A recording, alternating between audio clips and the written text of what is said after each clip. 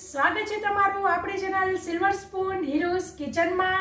તો મિત્રો કેમ છો બધા મજામાં હશો। આશા રાખું છું કે તમે બધા સ્વસ્થ હશો। તો આજે આપણે બનાવીશું રીંગણા બટેટાનું સ્પાઈસી એકદમ તીખું તમતમતું, 2 રોટલી ખાતા હોય તો 4 રોટલી ખાઈએ તેવું રીંગણા બટેટાનું સ્પાઈસી ભરેલું શાક બનાવવાનું ચાલુ કરીએ।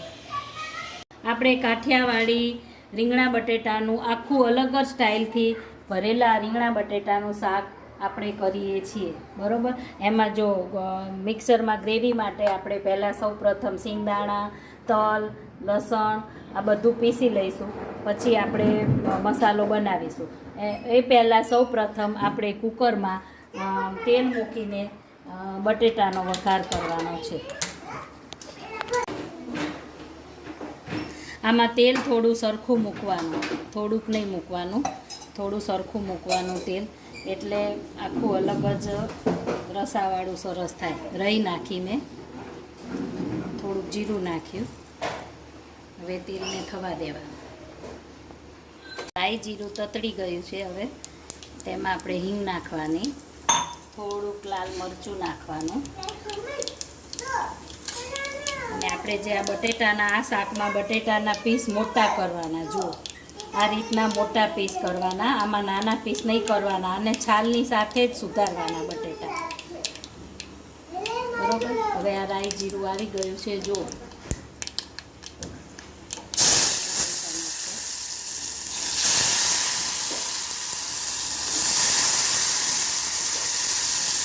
એને 1-2 મિનિટ સાંતળી, આ રીતે તેલમાં થોડુંક સાંતળવાનું થઈ જાય પછી 1 ગ્લાસ જેટલું પાણી નાખવાનું, અને બટેટાનો ભાગ ચડે તેટલું મીઠું નાખવાનું।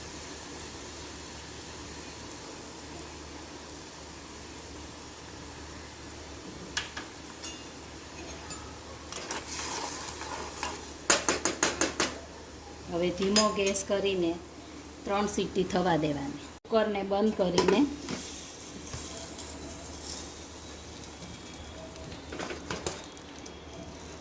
3 સીટી થવા દેવાની। સીટી થાય, કુકરનું આ બાજુ થાય ત્યાં સુધી આપણે રીંગણ ભરવાના છે એનો મસાલો તૈયાર કરીએ। પહેલાં આપણે અંદર મસાલામાં તલ નાખીશું, પછી સિંગદાણા નાખીશું, બધા આશરે લેવાના, આપણે જેટલો મસાલો બનાવો, અત્યારે અમે 4 વ્યક્તિનું શાક બનાવીએ છીએ। લસણ લીધું છે, જરૂર મુજબ સહેજ મીઠું નાખવાનું, થોડું મરચું નાખવાનું, હવે મિક્સરમાં પીસી લેવાનું। મિક્સરમાં આવું થોડુંક અધકચરું જ કરવાનું, બહુ એકદમ ભૂકો નહીં કરવાનો। જો આ પેસ્ટ થઈ ગઈ, પેસ્ટ બનાવી છે તે આવી રીતે બધી જ પેસ્ટ કાઢી લેવી। તલ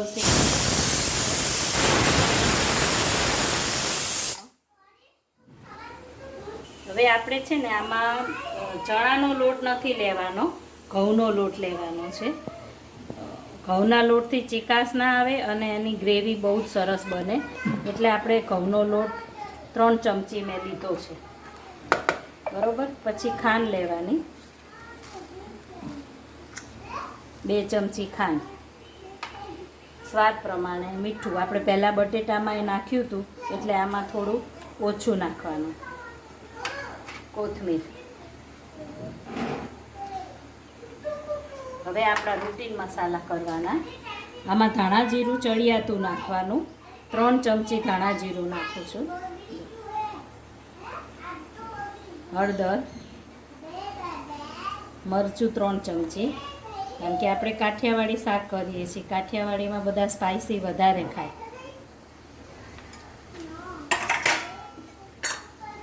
થોડું તેલ, હવે આપણે બધો મસાલો આ રીતે બધો મિક્સ કરી દેવાનો। આ જે મસાલાથી જ શાક વધારે ટેસ્ટી થાય. આ મસાલાનું જે પૂરણ ભરીએ ને એ જ ટેસ્ટી હોય છે, એનાથી જ વધારે સારું ટેસ્ટી શાક થાય છે. જો મસાલો સ્પાઇસી લાગે છે ને, સ્પાઇસી મસાલો.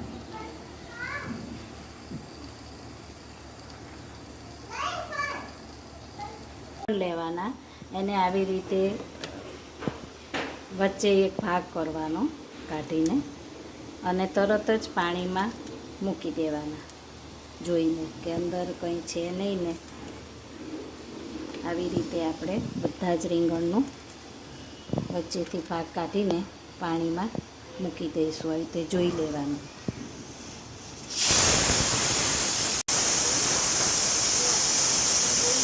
બીજી સીટી બોલી, હવે ત્રીજી સીટી બોલે એટલે કુકર બંધ કરવું, અને પછી ઠરે પછી ખોલીને આ રીંગણ જે આપણે કરીએ છીએ તેને મસાલો ભરીને પછી અંદર નાખીને પાછું ફરીથી એક સીટી બોલાવી.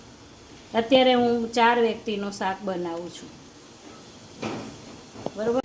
આપણે જે રીંગણ પાણીમાં ધોયા હતા એ બધા મેં આ ભાતના જારામાં નિતારી દીધા છે. હવે આપણે એને દબાઈને વ્યવસ્થિત સરસ ભરવાના.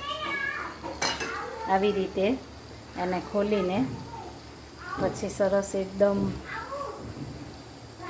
દબાવીને એકદમ ભરવાના આવી રીતે, અને પછી એમ ફિટ કરી દેવાના. આવી રીતે આ બધા મસાલાને, બધા જ રીંગણને આપણે ભરી દેવાના. પછી જે મસાલો વધે ને એ મસાલો પણ શાકમાં આપણે બતાવીશું આગળ, કે આ મસાલો જે વધ્યો છે એનો શું ઉપયોગ કરવો એમ.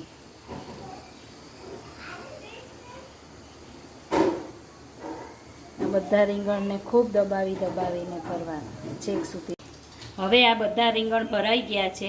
આ મસાલો છે એ હવે અંદર છેલ્લે રીંગણા એડ કરીએ ત્યારે નાખવાનો, અને ત્યારે જ જ્યારે મસાલો નાખીએ ત્યારે જ આદું છીણવાનું છીણીથી, પહેલાં મસાલામાં નહીં નાખી દેવાનું.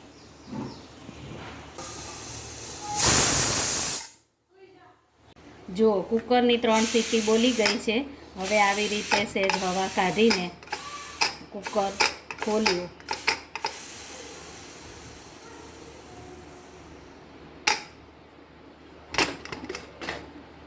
જો બટેટા સરસ મજાના ચડી ગયા છે. હવે ગેસ ચાલુ કરીને અંદર આપણે છૂટા રીંગણ મૂકી દઈશું. પછી આપણે આ જે મસાલો વધ્યો છે એ બધો મસાલો જરૂર મુજબ અંદર એડ કરીશું.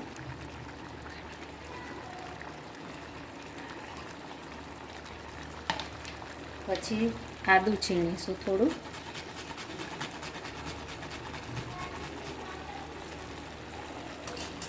થોડું પાણી નાખીશું.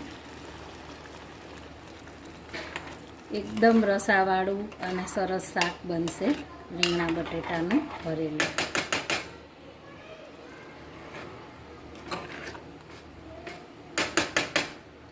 થોડુંક આવું રસાવાળું રાખવાનું, કેમ કે આપણે જે મસાલો નાખ્યો છે ને એનાથી આ બધો ટેસ્ટ સરસ આવે અને જાડો ના થઈ જાય રસો. હવે સરસ હલાવ્યું. હવે એક જ વિસલ બોલાવવાની, કારણ કે બટેટા તો આપણા ચડી જ ગયા છે. હવે ખાલી રીંગણ માટે, તો રીંગણ તો એકદમ કૂણા છે અને નાના છે એટલે તરત ચડી જશે.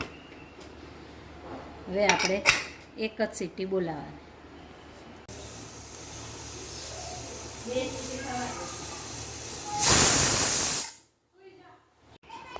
હવે આપણે કુકર થઈ ગયું છે. સીટી ઊંચી કરી અને કુકરનું ઢાંકણું ખોલવાનું. જો આપણું શાક થઈ ગયું કમ્પ્લીટ. હવે આપણે 2 મિનિટ માટે ગેસ ચાલુ કરી થોડું કાચું તેલ ઉપર એડ કરવાનું, ચમચી જેટલું, અને પછી સહેજ હલાવવાનું. જો શાક કમ્પ્લીટ થઈ ગયું. સ્પાઈસી શાક આપણું કમ્પ્લીટ થઈ ગયું. આવી રીતે શાક કરવાથી રીંગણના પીસ પણ નથી થતા, રીંગણ પૂરેપૂરા ભરેલા રહે છે અને સ્પાઇસી શાક થાય છે. જો સ્પાઇસી શાક થયું ને, આપણે શરૂ કરશું રીંગણા બટેટાનું શાક.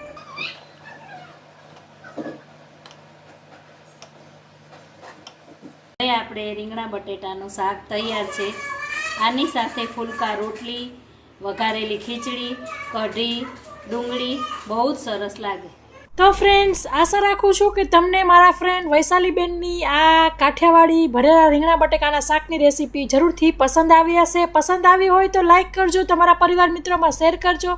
અને આ ફ્રેન્ડ્સ, તમે મારી ચેનલ ઉપર નવા હોય અથવા તો હજી સુધી મારી ચેનલ સબસ્ક્રાઈબ ન કરી હોય તો જરૂરથી સબસ્ક્રાઈબ કરજો. ફરી મળીશું એક નવી રેસીપી સાથે. ત્યાં સુધી આવજો. Thank you. બાય. જય શ્રી કૃષ્ણ.